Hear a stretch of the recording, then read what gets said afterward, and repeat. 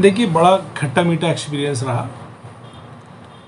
अगर मैं पुलिस का काला चेहरा, पुलिस का वो रूप जिस रूप की वजह से आज भारतीय लोकतंत्र की हत्या हो रही है, अगर मैं उसकी बात करूं तो वो बहुत भयावह है। इन्होंने हमारे साथ जो सुबह 12 बजे हमें डिटेन करके एक ऐसे कैद खाने में रखा था जहां कोई पंखा नहीं था, कोई कूलर नहीं था।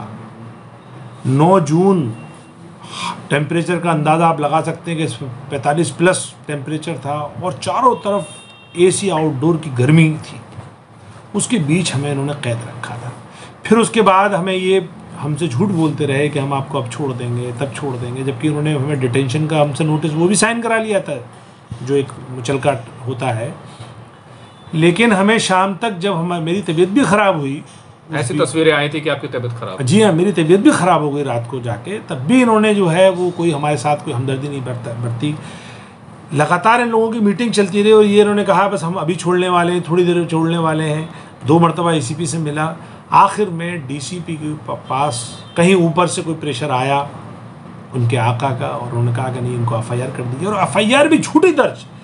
ये पूरा जो वाक़या 10 मिनट का जो पूरे लाइव कैद है कैमरों में, लेकिन उन्होंने FIR करते हैं हमारे 10:15 बजे।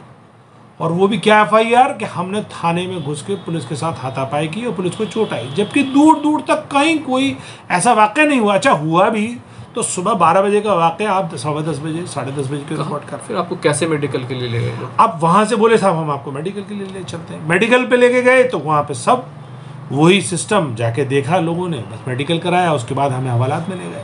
हवालात में चीटे थे, बिल्कुल सोने की कोई जगह नहीं, ऐसी बदबूदार, उसके अंदर टॉयलेट था, ना हमारे पास कोई सामान था खाने का ना पीने का। बहुत कहने के बाद मुझे मेरी बैरक में 1 बजे खाना आया, और वो तो आया ज़रूर मेरिडियन से खाना, लेकिन उसके अंदर दाल चावल थे और एक सब्ज़ी भी थी। खैर, बड़ा 6 लोगों के लिए कोई 3 लोगों का खाना आया, लेकिन हमने थोड़ा थोड़ा खा के अपनी वक्त गुजारा। खाना देखकर क्या महसूस हुआ? खाना देखकर पहले तो अच्छा लगा कि भाई चलिए खाना में मेरिडियन से आया है, लेकिन जब उसकी क्वांटिटी देखी तो 2 बाउल में चावल और 2 बाउल में, एक में से दाल और एक में मटर पनीर की, उसकी पालक पनीर की सब्ज़ी, शाही पनीर की सब्ज़ी, और उसमें हम 6 लोग थे। अब आप समझ सकते हैं मैंने कितना खाना खाया। पानी नहीं था उसमें, बड़ी उससे मन्नत करके तो संतरी से पानी मंगाना पड़ता था। कूलर भी बहुत दूर रखा हुआ था उसमें, लेकिन अंदर चींटियाँ इतनी थी, चींटे बड़े वाले इतने थे कि रात भर काटते रहे, और सिर्फ दरी बिछी हुई थी। लेकिन एक अच्छी बात थी कि वो बैरक शहीद आज़म भगत सिंह की थी। तो ये सोचकर हमें सुकून था कि ये क्रांतिकारी जगह है, यहाँ पे अंग्रेज़ों के जुल्म भी ख़त्म हुआ है, तो इंशाअल्लाह यहाँ से हमारे रहने से इस सरकार का जुल्म भी ख़त्म होगा। उसके बाद फिर हमें दूसरे दिन कोर्ट में पेश किया गया, हमें फिर जेल भेज दिया गया। जेल में भी हमारे साथ जुल्म ये हुआ कि हम चूँकि सब फ्रेशर थे, मैं खुद पहली मरतबा जेल गया, लेकिन हमें रिपीटर्स के साथ रख दिया गया, रोहिणी जेल में ले जाया गया। रिपीटर्स में ज़ाहिर बात है कि वो ड्रेडेड क्रिमिनल्स थे, मर्डरर थे, उनके बीच हमें डाल दिया गया। तो अल्लाह का करम ये है कि हमारे अखलाक से वो लोगों का हमारे साथ कॉपरेशन रहा। अलबत्ता ये ज़रूर है कि रोहिणी जेल का खाना कदर गनीमत था, खा लिया गया।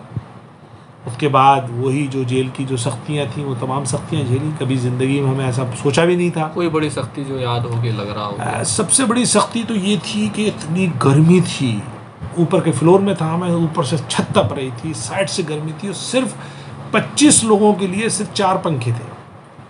अब 4 पंखे भी गर्म हवा फेंक रहे थे। तो रात में आलम ये कि बस नहाएं तो लेट सकते हैं, और लेटने के लिए भी नीचे कुछ बिछाने के लिए नहीं, सिर्फ एक कंबल।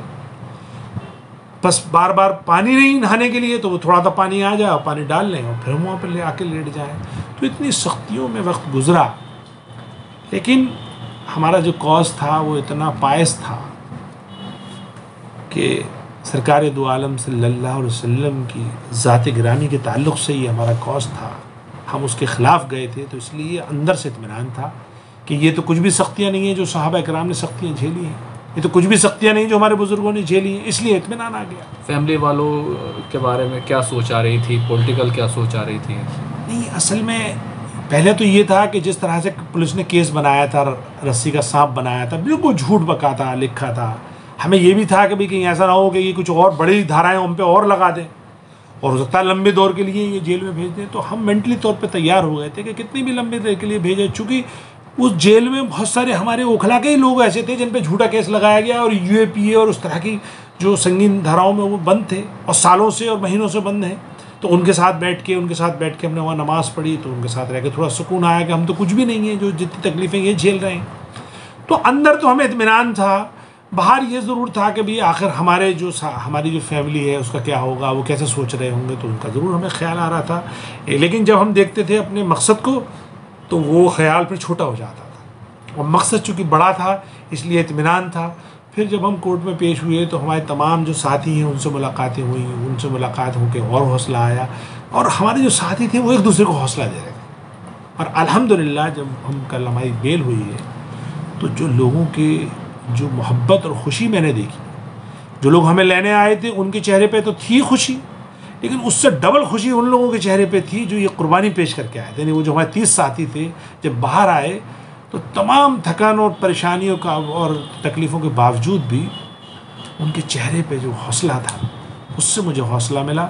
और मैं ये समझता हूँ कि ये एक अपने आका हुज़ूर पाक सल्लल्लाहु अलैहि वसल्लम की शान में गुस्ताखी करने वालों के ख़िलाफ़ एक हमारा छोटा सा ये एक मामूली सा एक कुर्बानी थी।